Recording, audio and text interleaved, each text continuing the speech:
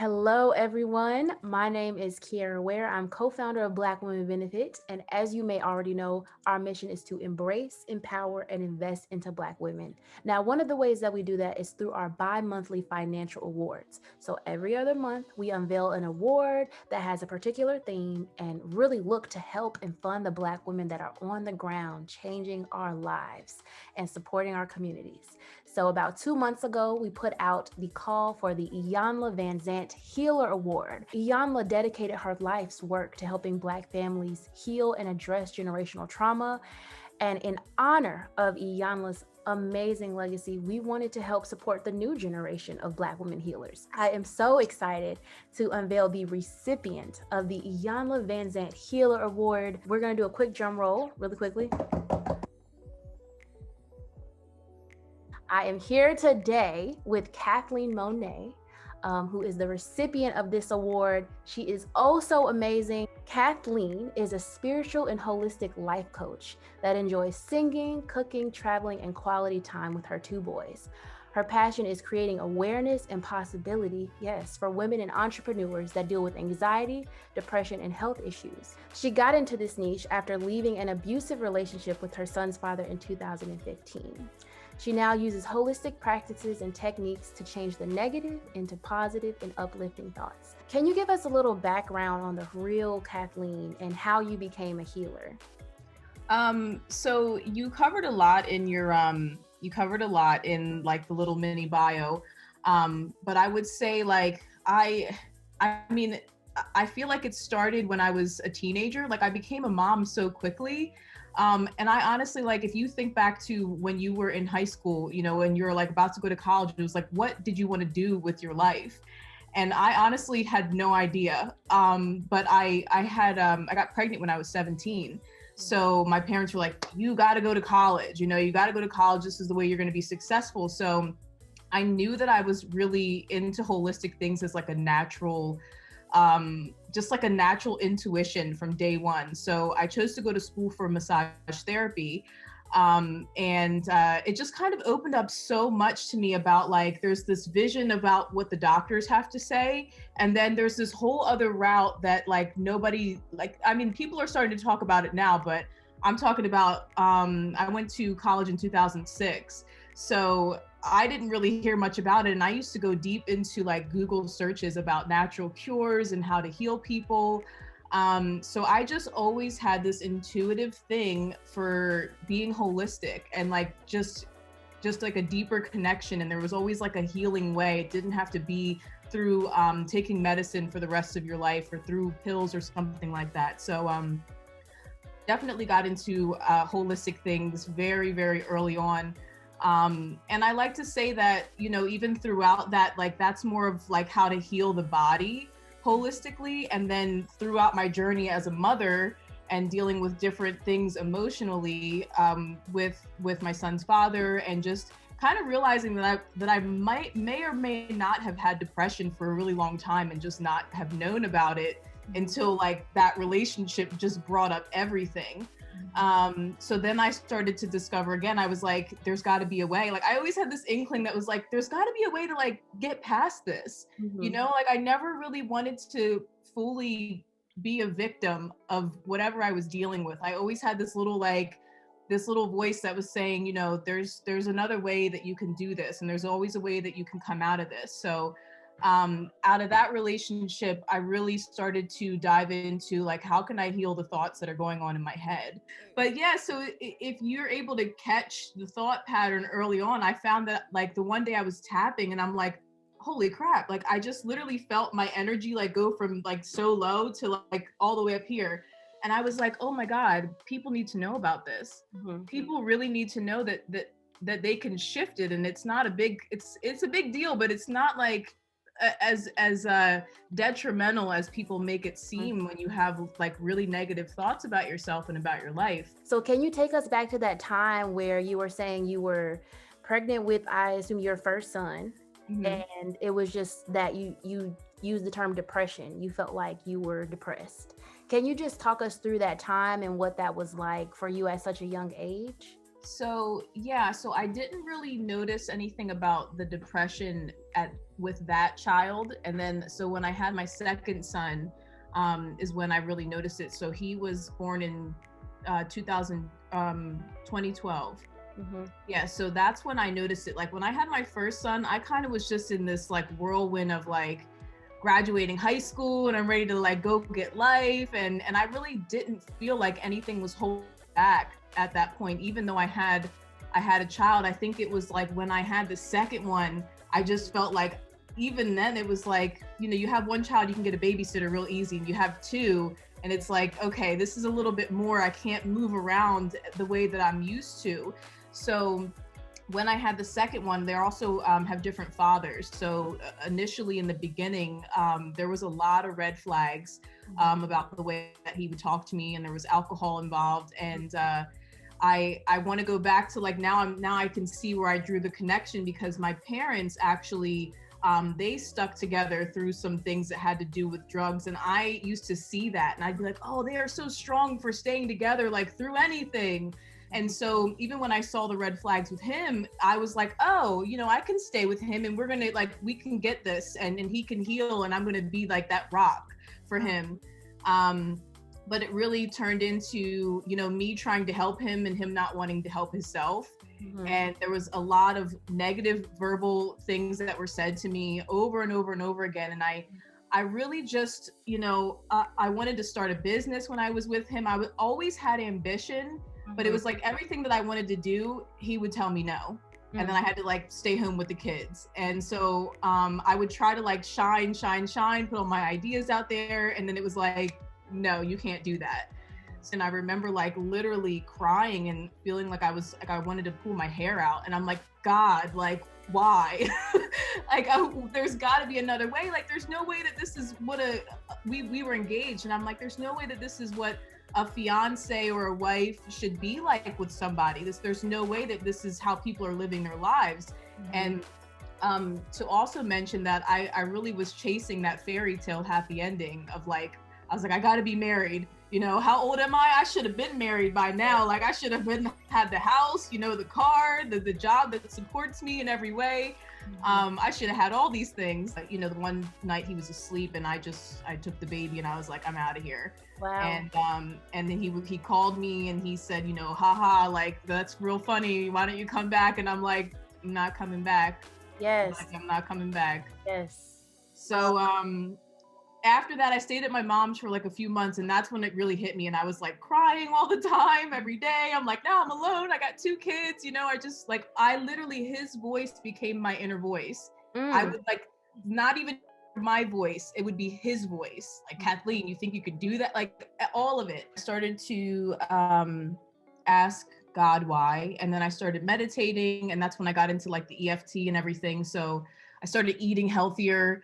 It was just really like, once you start asking God why, or just asking like for guidance, you know, if you really pay attention to the things that open up for you, it really leads you to something if you're open to it. So can you explain to the audience really quickly what EFT is? Yes. So EFT is, I think it's, I'm so used to saying EFT, electronic field therapy. So your body has like meridians on it. So like a internal map. And so you basically are tapping on different meridians of your body and releasing stored energy that's there. So like some of the places are like right here, and then you'll like tap right here and right here and right here, right here. So while you do this, you also say things to yourself that it's like you're unraveling like a tight knot. So you one of the practices that I really like is releasing judgment. So you'll start off and you'll say, you know, I'm so mad at this person right now, and I can't believe that they would do that. So you're tapping, I'm so mad at them. You know what? I really can't understand why they would do that to me. And so you just keep tapping, and you actually get all the negative out, and then you start to shift it. And you say, but you know, maybe this person had a reason for doing what they did, and maybe I don't understand, and maybe I'm open to seeing it from a different perspective. And then you keep talking to yourself, and then eventually you're like, you know what, I think I actually want to forgive this person, and I think I love this person, and I want to come from a place of love. and I want to come from a place of light, because if I come from a place of love and light, then that's going to pass over to that person. Essentially you talked a lot about the importance of letting go, right? You had to let go of the idea that your parents bestowed upon you in terms of what's acceptable from a partner and what's not. You had to let go yourself of this cultural idea of love, and oh, you're supposed to be married at this time, you have to have this checked off by that time. You had to Yes. do a lot of letting go. And I feel like that strength really just goes if people don't give it that ability enough credit. So I want you to just talk a little bit about the powerfulness, the importance of letting go of expectations, letting go of things that have been holding us together, but not really allowing us that true freedom that we should have in life. If you could just speak to that importance again of just letting go. Yeah, I think that's a really, and I don't even call it that all the time. I just am like, it's part of my story. It's really interesting to even say that that's what I was doing, because I don't always, even reflect to say, and this was the letting go period. Like, yeah, so I think for me, it was like, I didn't even realize I was doing that stuff then. I just was like, immediate attention. I have to leave this relationship. And then later, as I was reflecting, I was like, okay, so what had me want to stay in this relationship? Oh, well, it was because I wanted this and I wanted that, and I was mirroring my parents. It's a lot of like self development, just looking at yourself, like not being afraid to look in the mirror, like, hey, these are the thoughts that I'm thinking, and this is what I believe to be true, and it's nothing wrong with it. But it's so important to know that you don't have to live your next step of your life or your future based on the past and based on the things that you were taught growing up. So, just because someone else is doing it doesn't mean that it's the thing that you need to do also. So, yes. And everybody wants different relationships. So I think it's just so important to really get in touch with that self-care part of you, so that you do start to fill up with power to be able to actually let go of things that might even seem hard to let go of. Because it's not like, letting go is not a bad thing, but it can be scary, because letting go means that I now live in the unknown.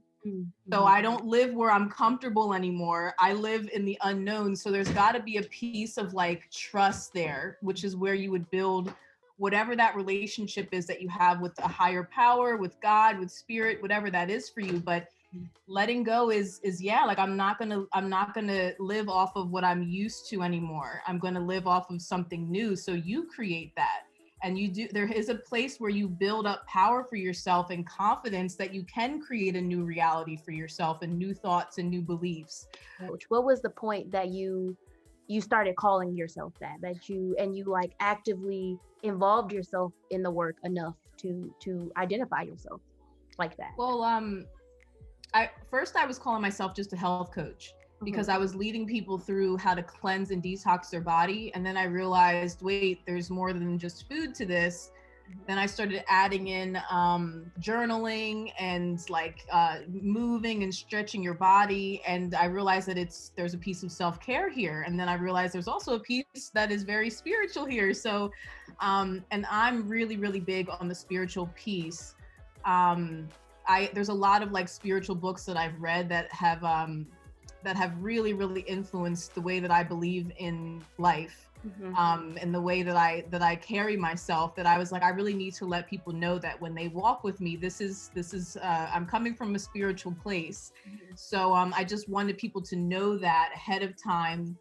And I have no bias about what anyone believes in or anything like that. It's just whatever your path is your path. But I do incorporate things that will help you get reconnected to your higher self or to your higher power, whatever that is for you. So I had a really incredible spiritual awakening during the time where I was coming out of that depression. I think they say like things come in threes. Yeah. So I was asking, this is during my time where I kept asking like, what do you want from me? Like, what's next? So one of my friends told me to meditate. And then someone else told me to meditate. And then like someone else told me, I was like, all right, you know what? Like, so I meditated twice and I just like laid there and I didn't even know how to do it. Nothing happened to me. And then the third time I did it, I felt, I don't know, it was almost like an out of body experience. Like I was being lifted, like carried. And it was like my whole body, if my body could glow, it was. And I was like, oh my God, it was just so amazing that, you know, that's when I started getting into spiritual books and really trying to understand my relationship to God. And so, yeah, I really want people to know that I come from a place of, yes, I want to get you healthy with foods and I want to get you healthy in your lifestyle, but there's a big piece about trusting something greater than us. And I want that to be included in what we do together. But Kathlene, if you had to give any advice for somebody just trying to clear up, I don't know, just general well-being, what would you say? I want to say with foods, the first thing is to just like eliminate processed foods and eliminate inflammatory foods. You want to get as close to a whole foods based diet as you can. I'm personally vegan. However, I don't advise people to do that, but I do advise people to get on a whole foods diet where you're eating as clean as possible. I don't believe people should have like such a strict diet forever because I think that there should be like a playfulness. Like we're here, we're living, like we should be able to eat pizza every now and then. So my vision is more on like intuitive eating. So you get so in tune with your body that your body actually tells you what it wants to eat, like what's best for it. Can you tell us how you plan to use the $200 award? And I'll give you some context really quickly because, again, 100% of the financial award money has come from $4 monthly donors. So people literally giving $4 a month. And I know that sounds small to some people, but it has literally funded this $200 award and a total of $1,600 in total that we've given out thus far. Wow. So, with that being said, please let the donors out there, the folks out there know, was this $200 really, did it really help you? And if so, how do you plan on using it? And I want to say again, like I'm so grateful. My friend told me about this award and I just kind of I've been throwing myself out in multiple different directions with my intention out there. And I'm super glad to hear back from you guys. Like, I'm so grateful. I honestly, I'm like, I never win anything, you know?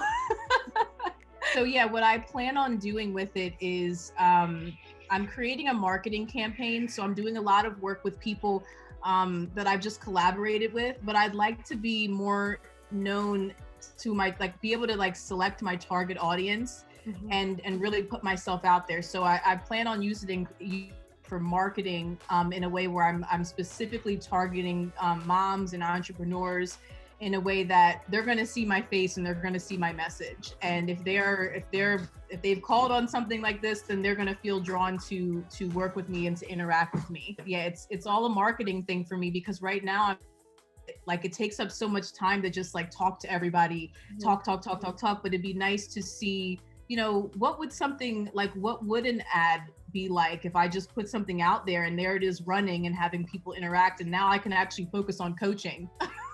Right. Yeah. No, I totally get that. And marketing is so underrated. It's such a crucial part of any business. So we hope that, this award will help you be able to do that, because the better you're able to market yourself, the more people you're going to be able to help. And we are so here for it. If you want to become a $4 monthly member right now, all you have to do is go to the link in our bio and just simply sign up. Again, we want to be able to help women like Kathlene do the good work. Kathlene is on the ground. She's literally changing lives, curing IBS. She's out here just doing it all for us. So we want to be able to support Kathlene and women like Kathlene as well. You talked in the beginning, and it's been resonating in my mind a bit, just about being on the cusp, right? Or rather being at the bottom, so low that you just started to question why, because you were at one of your lowest points is what it sounds like.